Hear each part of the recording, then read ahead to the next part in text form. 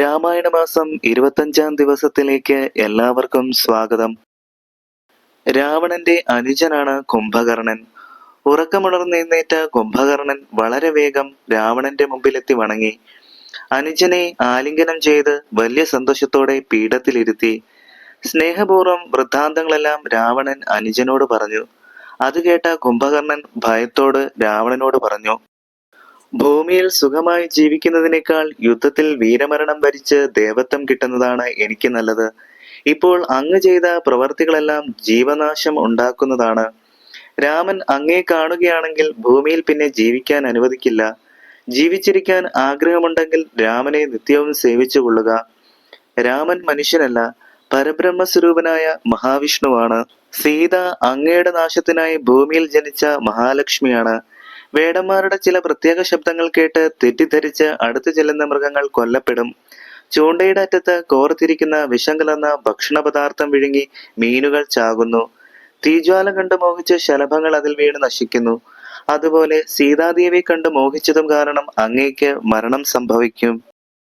ഇതു നല്ലതല്ല എന്ന് അങ്ങേക്കറിയാമെങ്കിലും അങ്ങയുടെ മനസ്സ് അതിൽ മുഴുകിപ്പോകുന്നു. അതിന്റെ കാരണം പൂർവജന്മ വാസനയാണ്.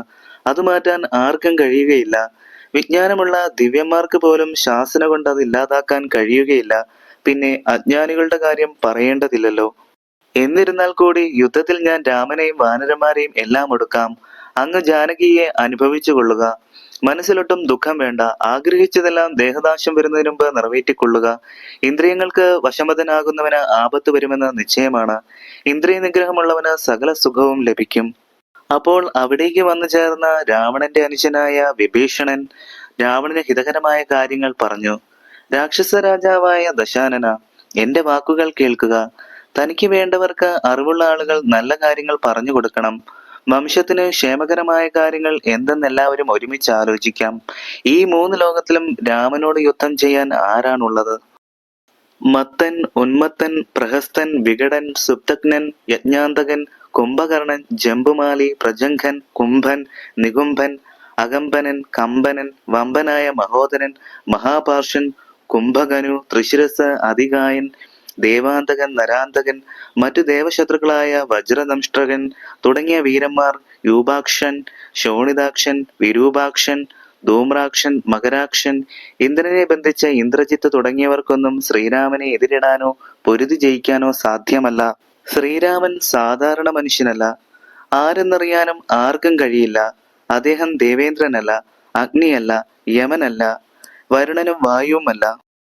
മോക്ഷപ്രദനും സൃഷ്ടിസ്ഥിതി ലയകാരണനുമായ സാക്ഷാൽ മഹാവിഷ്ണുവാണ് അദ്ദേഹം. പണ്ട് പന്നിയായി അവതരിച്ച് ഹിരണ്യാക്ഷനെ കൊന്ന് ഭൂമിയെ സംരക്ഷിച്ചു. പിന്നീട് നരസിംഹരൂപം ധരിച്ച് ഭക്തവത്സലനായ പ്രഹ്ലാദനെ ഹിരണ്യകശിപുവിനെ കൊന്നുകൊണ്ട് രക്ഷിച്ചു. അനന്തരം ലോകനാഥനായ അദ്ദേഹം വാമനാവതാരം ധരിച്ച് 3 ലോകവും മഹാബലിയോട് വാങ്ങി. പിന്നീട് പരശുരാമനായി അസുരാംശ സ്വഭാവന്മാരായ രാജാക്കന്മാരെ 21 തവണ വംശത്തോടെ കൊന്നുമുടിച്ചു. അസുരന്മാരെ വധിക്കാൻ ജഗന്മയനായ മഹാവിഷ്ണു ഭൂമിയിൽ അവതരിക്കുന്നു. ശ്രീരാമചന്ദ്രൻ ദശരഥപുത്രനായി അവതരിച്ചിരിക്കുന്നത് നിന്നെ കൊല്ലാനാണ് എന്നറിയുക. സത്യസങ്കല്പനായ ഈശ്വരന്റെ അഭിമതം ഒരിക്കലും മിഥ്യയാവുകയില്ല. ഞാൻ ഇതൊക്കെ പറയുന്നത് എന്തിനാണ് എന്നൊരു സംശയം രാവണ നിനക്കുണ്ടെങ്കിൽ പറയാം. തന്നെ സേവിക്കുന്നവർക്ക് അഭയം കൊടുക്കുന്ന ആ ദേവൻ കാരുണ്യവാനും ഭക്തപ്രിയനുമാണ്. ജനാർദ്ദനനും അംബുജലോചനനും ലക്ഷ്മീപതിയുമായ മഹാവിഷ്ണു ഭക്തന്മാർക്ക് ഭക്തിയും മുക്തിയും നൽകുന്ന ആശ്രിത വത്സലനാണ്. അതുകൊണ്ട് മടികൂടാതെ നിത്യവും രാമനാമം ജപിക്കൂ. സീതാദേവിയെ കൊണ്ടുകൊടുത്ത് ആ പാദാംബുജത്തിൽ നമസ്കരിക്കുക. കൂപ്പ് കൈയോടെ എന്നെ രക്ഷിക്കണേ എന്ന് പറഞ്ഞാൽ അപരാധങ്ങളെല്ലാം ക്ഷമിച്ച് സായുജ്യം നൽകും. അദ്ദേഹത്തിനുള്ളതുപോലെ കാരുണ്യം മറ്റാർക്കുമില്ല. കാട്ടിനുള്ളിൽ കടന്നപ്പോൾ ഈ ബാലൻ ഒരമ്പുകൊണ്ട് താടകയെ വധിച്ചു.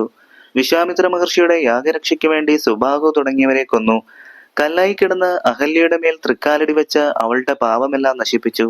ശൈബജാപം മുറിച്ച് സീതയെ കൊണ്ടുപോകുമ്പോൾ മഴുവുമേന്തി വഴിമധ്യേ തച്ചു തടഞ്ഞ ഭാർഗവരാമനെ ജയിച്ചതും അത്ഭുതം തന്നെ.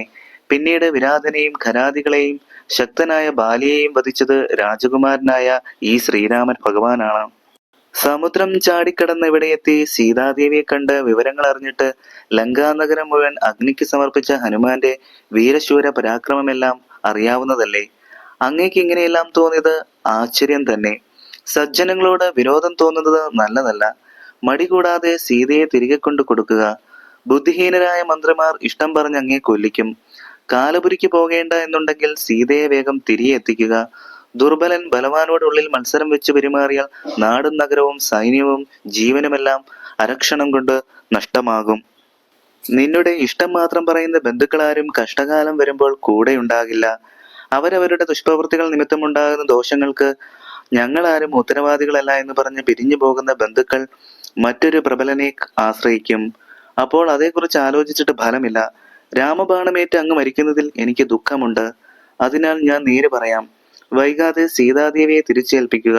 യുദ്ധം ചെയ്ത് ധനവും സൈന്യവും എല്ലാം നശിച്ചു കഴിഞ്ഞിട്ട് സീതാദേവിയെ തിരിച്ചേൽപ്പിക്കാമെന്ന് തോന്നിയാലും ആ സമയത്ത് അതിന് പ്രസക്തി കാണുകയില്ല.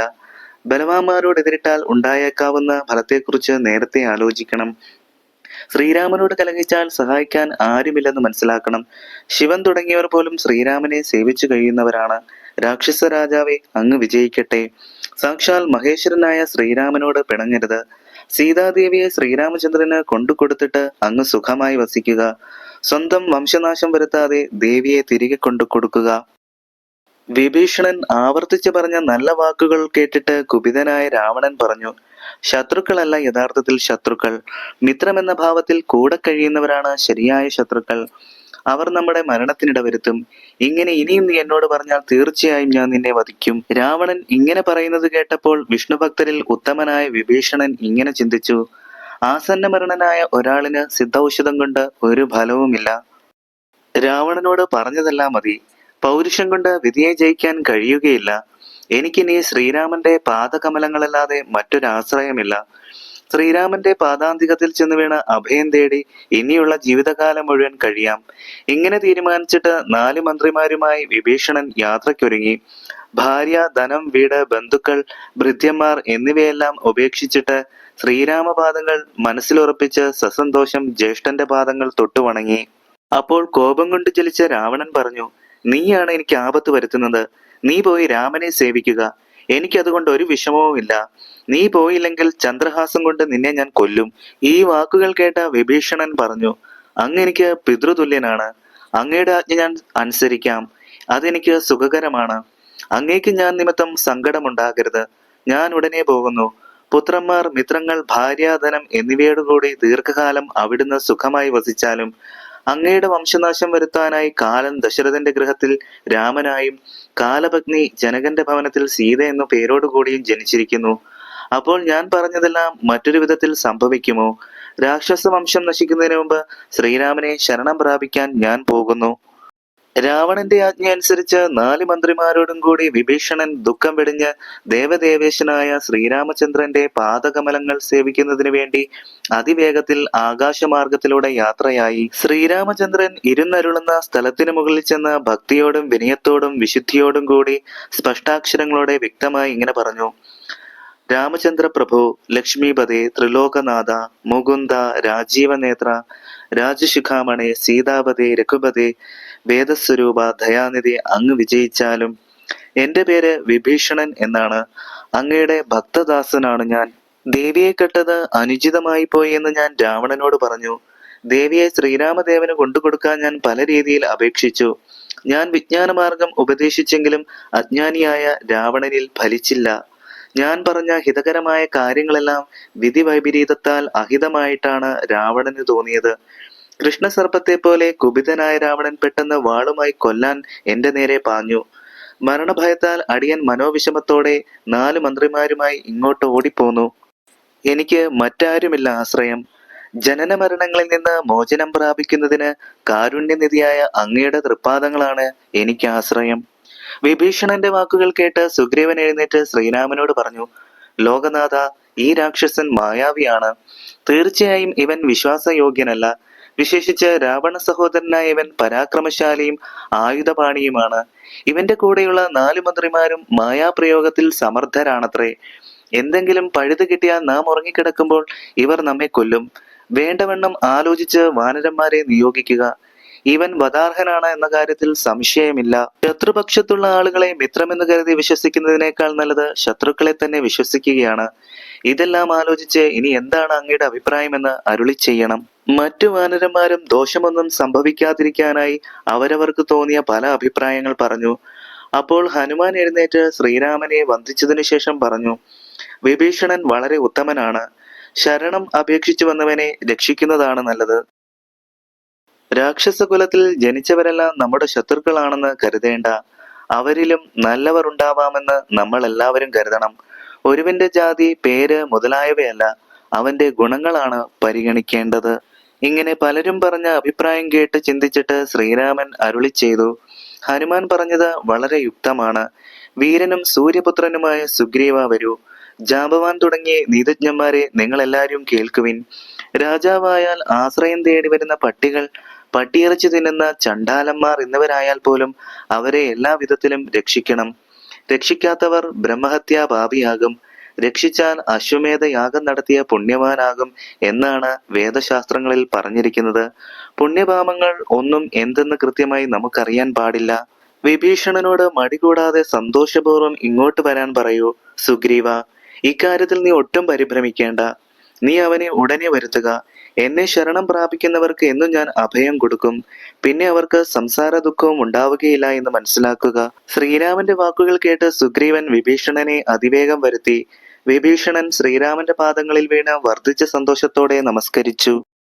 ലോകത്തിന്റെ നാഥനായ ശ്രീരാമനെ വിനയവാനും സന്തുഷ്ടനും ഭക്തിപരവശനുമായ വിഭീഷണൻ കൈകൂപ്പി തൊഴുതുകൊണ്ട് സ്തുതിച്ചു.